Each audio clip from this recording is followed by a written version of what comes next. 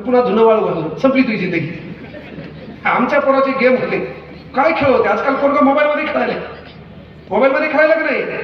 PUBG, पाकिस्तानच्या सैनिकाला मारायला, मारता मारता हे येड व्हायला. आमच्या पोराचे जुने गेम, कागद कापडात घालणे, सुतुळीन बांधणे, धापाकुटी. मार लागत नव्हता. 4 पोळ्या खाराची कोट तळलेल्या मिरच्या, बंबाट खायचा, जो युद्धाला गेला. याचा खेळ कोणता? एकान वाकायचं आणि एकान त्याच्या उरावर बसायचं, कुरघोडी. याचा खेळ कोणता? याचा खेळ होता लपना चिकणी. एकाला लपायचं आणि एकाला शोधायचं, दे धापा. याचे खेळ कबड्डी, कुस्ती पूर्ण डिलीट झालं का नाही? पूर्ण डिलीट झालं. आज आपण मोबाईल, 2 मित्र एकमेकाबाजूला बसल्यावर मोबाईल शिवाय जर मोबाईलमध्ये असेल तर एकमेकाला बोलत होतं. मोबाईलमध्ये बसते ते, बाजूचं दुःख विचारणार कोण नाही. मी आवर्जून सांगतो तुम्हाला, मित्र या नात्यानं तुम्ही कोणाला पैसे देऊ नका, कोणाच्या मदतीला धावू नका, पण एखादा तुमचा मित्र नेहमी सोबत राहतो, त्याच्या चेहऱ्यावर दुःख दिसलं ना, त्याच्या खांद्यावर हात ठेवून एवढंच म्हणा, ताण घेऊ नको, मी तुझ्यासोबत आहे, कदाचित तू मरणार नाही. एवढं काम तुम्हाला करता आलं पाहिजे. एक काम, त्याच्यावर एखादं दुःख दिसलं, चेहरा नाराज दिसला, एवढं तरी विचारा, कोणता ताण आहे, ताण घेऊ नको, मी तुझ्यासोबत आहे. मी आवर्जून काम राहिलो, न जाणे कोणसी मुलाकात आखरी होगी. हेवा देवा, द्वेष, टीका टिप्पणी काही बेजार होऊ नका. फेसबुकवर, व्हॉट्सअपवर, स्टोरीवर कोणाला उद्देशून, कोणाला हर्ट होईल असं लिखाण करू नका, कारण न जाणे कोणसी मुलाकात आखरी होगी. कामाचा माणूस आपल्यातून गेलाय. अजितदादा पवार है ना. प्रॉपर्टी, पैसा, पद, प्रतिष्ठा काही राहत नाही. हे जीवन स्वार्थी आहे, सर्व सुरळीत चालू आहे. तुम्ही काही करा, तुम्ही गेल्यावर महाराष्ट्र राज्य बंद पडणार नाही. तुम्ही राजे महाराजे नाहीत. तुम्ही मेल्यावर तुमची पुण्यतिथी हे पण होणार नाही, तुमची तेरवी होणार. त्याला केलेला स्वयंपाक पण लोक खात नाहीत, एवढे दलिंदर तुम्ही असणार. रियालिटी ही आहे. म्हणजे आपण मेल्यावर आपल्या मातीचा स्वयंपाक देखील लोक खात नाहीत. ही गोष्ट लक्षात ठेवा. म्हणजे आपण समाज सुधारक, विचारवंत नाहीत. मी आवर्जून सांगतो, इथं तयारी करणारे पोरं, पोलीस भरतीची तयारी करायला नाही लागला, आपला बाप महासंचालक नव्हता. गरीबाचं पोरग निवडणुकीला उभं राहिलं पडलं, अरे गम काय? आमदाराचं पोरग निवडणुकीला उभं राहिलं पडलं, गम आहे. त्याचा बाप आमदार आहे, आपलं काय धतुर आहे? आपलं काय? आपल्या गलीत मार खाल्ला, गम आहे. बाहेरच्या गलीत मार खाल्ला, कपडे झटकायचे, थाटात बाहेर वापस यायचं, पाहणारा पोलीस नाही ना, गम काय आहे? ही गोष्ट रियालिटी नाही. म्हणजे सांगायचं तात्पर्य, न जाणे कोणसी मुलाकात आखरी होती. तुम्हाला लोकांचं दुःख ओळखता पाहिजे. ईर्ष्या, कोणाबद्दल टीका टिप्पणी, द्वेष काहीच गरज नाही. कारण ज्याच्यासोबत तुम्ही बसलात का, ही बैठक तुमची शेवटची असू शकते. तुमचं बोलणं एखाद्यासोबत शेवटचं बोलणं होऊ शकते, एखाद्याचा कॉल शेवटचा कॉल होऊ शकते, एखाद्यासोबत चलणं शेवटचं चलणं होऊ शकते.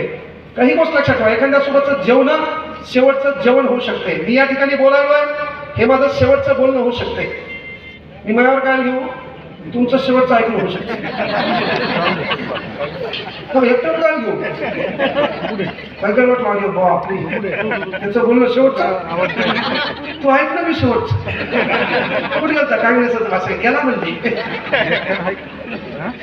हे का नाही. सांगायचं तात्पर्य एकच विनंती आहे, कोणी मेल्यावर रडल्यावर स्टेटस ठेवल्यानं फायदा नाही. आवर्जून सांगतो, जिवंतपणे एकमेकाचं मन जपायचं काम करा. अख्ख्या माणसाची हयात गेली तुमचा आमचा उद्धार करण्यासाठी. आपल्या घरामध्ये आवर्जून पहा, तुमच्या पंजाचा फोटो आहे का?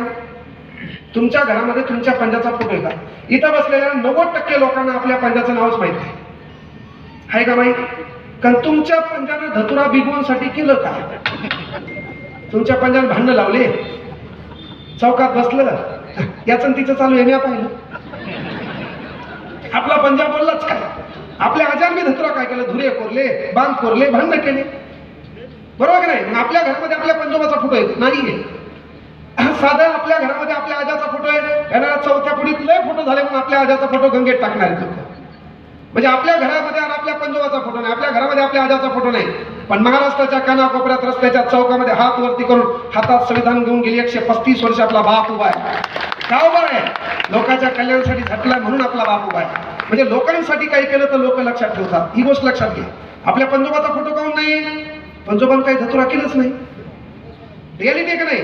म्हणून न जाणे कोणसी मुलाकात आखरी होगी. तुम्हाला नातं जपता आलं पाहिजे. पोरगा या नात्यानं आपली माय आपला बाप वरच जाईल. मी तुम्हाला सांगतो, तुम्ही प्रगती करा, यश संपादन करा, उद्योग करा, व्यवसाय करा, पण ते पाहायला असायला तुमचे मायबाप असले पाहिजे. ही गोष्ट लक्षात घ्या. माझी आई लहानपणी गेलेली, वडील कोरोनात गेले. आज आपला लय मोठा दरार आहे, गाड्या आहे, घोड्या आहे, पैसे आहेत, सर्व आहे, प्रसिद्धी आहे. हे पाहायला मायबाप आहेत का? आपलं जीवनात काही चुकलं त्याला थाप द्यायला कोणतरी बाप लागतो, तो आहे का? तर तुमचं काम आहे या बिगोनमध्ये फिरत असताना तुमचं काम आहे घराकडे चले 20 रुपये उरले, अरे काय फरक पडतं 20 रुपयाचे एक सफरचंद घे, एकच सफरचंद, त्याच्या 2 फोडी कर, घरी बापाला माईल बाजूला बसव, त्याला खाऊ घालतानाचा स्टेटस आपल्या स्टेटसला ठेव, कारण तो स्टेटस ते याच्यामुळे हे तुला करता आलं पाहिजे का?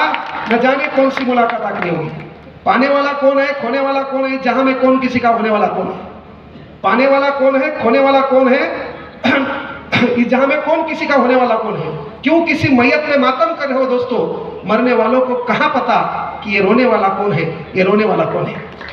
तो एकदा गेलाय, तुम्ही रडून फायदा नाही. टाळ्या जोरात वाजवा. आपल्या भावकीत कोणी मेलंय का? जोरात वाजवा टाळ्या. इथं बसल्यावर जर ताण येत असेल, टेन्शन येत असेल तर तुम्ही जायला पाहिजे की नाही लवकर? माहिती सांगा. इथं बसून मी ताणात मी काय सिरियस केलं नाही, काय नाही, मी जनरली बोलायलो, पुन्हा मी काय मी सांगितलं वक्ता बिकता काय नाही, मी जनरली विषयावर बोलायलो, त्याच्यात मी ताणात आहे. आणि ताणात काऊन आहे? ती काहीच घराच्या बाहेर निघली होती ना, आजच दिसली. काय करायचा विषय नाही. जागतिक हनुमान जयंतीचा अध्यक्ष, त्याच्या जीवनात काहीच काही नाही बदल झाला नाही, आणि मी बोललेल्या गोष्टी ज्याला कळत नाही ते नाबालिक आहे. म्हणून मी सांगितलं परिवर्तन करायचंय, हप्त्यातून एकदा याला हाणाच. ह्याला नीट करण्यासाठी पर्याय एकच आहे. एवढी मोठी जागा आहे, इथं एक टायमिंग ठेवा, रात्री 8 ते 9. बिघडले आणा आणा, घरी नेऊन सोडा. बापान का हाणायचं? आणि जर याने चाललं पप्पा का होऊन, तेरा बाप अभी भी जिंदा है. गरजेचं आहे. पिढी सुधारायची, माराशिवाय पिढी सुधारत नाही. पोरीला बी सोडू नका. बापा माईची साडी नेसून स्टोरी ठेवायली, कुणीच नव्हतं रे काना माझ्या मना, तुझ्यासाठी आले वना. हना हिनं स्टोरी ठेवली ना माईच्या हना. हिनं मेकअप केलं, हिच्या मोबाईलच्या व्हॉट्सअप स्टेटसला असे रडणारे 2 सिम्बॉल दिसले. एक माणूस असा रडकाच्या थेंब असे पाण्याचे, माईच्या हना. ते रडण्याचा सिम्बॉल तुमच्यासाठी नाही. गम दुःख दर्द प्यार इश्क दे दनादन. कार्यक्रमातून काहीच घेऊ नका. रात्री 7 वाजता हिला हाना, दुपारी 2 वाजता याला हाना. आपला बाप विसरला, तो बापाला फोन करायचा, पप्पा आय एम रेडी. कृतज्ञता कृतज्ञता आपण जपायची. आपण विसरलो ना, आपल्या बापाला पण फोन, पप्पा आय एम रेडी, काऊन नाही आली? लगेच आपल्या कोपऱ्यात जाऊन उभं राहायचं, पप्पान भडभड मारायचं, पुन्हा तो आपला सापसूप निघला बाहेर. का? चार्जिंग. येईल 7 वाजता मारायचं आणि लगेच 8 वाजता जीव घालायचं. दररोज मारू नका, लेकरू निबर होईल. हप्त्यातून एखादा दिवस. दररोज मारल्यावर तर लाज वाटणार, तेच आपलं शर्ट काढील, हाना कपडे घालील, पुन्हा निघून जाईल. हप्त्यातून एकदा हाणं काळाची गरज आहे.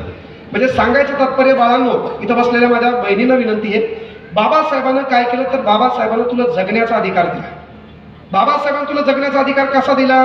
तर जुन्या काळात आपल्या घरी पोरगा आपल्याला पाहायला यायचं. पाहायला आल्यावर एक गोष्ट आठवा, इथं बसलेली आपली माय आहे, तिला विचारा, आपल्या मोठ्या बहिणीच्या वक्ती किंवा त्यांच्या वक्ती जेव्हा पाहुणा आपल्या इथं पाहायला लागा, तेव्हा त्या पाहुण्याला आपली माय चहा घेऊन यायची. तेव्हा आपल्या घरातल्या कपालं काने नव्हते, म्हणून आपली माय, आपल्या माईची माय शेजारच्या घरातून कप आणायची. का? तर आपल्या बापाच्या परिस्थितीची तात्पुरती इज्जत झाकली पाहिजे. आणायची का नाही? त्या कपानं चहा द्यायची. आपल्या बापानं जिंदगीत हयातीमध्ये घरी कधीच पोहे खाल्ले नाही, पण आपला बाप त्या पाहुण्याला खुश करण्यासाठी पोहे चारायचा. आणि तो पाहुणा सांगायचा, रात्री कळवतो, रात्री 9 वाजता फोन यायचा, आपली पोरगी रंगानं रूपानं थोडी काळी सावळी आहे. तो पाहुणा रिजेक्ट करायचा, तुला नाकारायचा. तो पाहुणा तुला नाकारायचा. याचं दुःख बाप जिंदगीत कधी विसरायचं नाही. तो काम काय? राज्यघटना कलम 16. ह्या देशातली एक आदिवासी समाजाची महिला शिक्षक होते, राज्यपाल होते, राष्ट्रपती होते. ह्या देशातल्या कुठल्या धार्मिक ग्रंथामुळे नाही, आपल्या बाबासाहेबांच्या संविधानामुळं.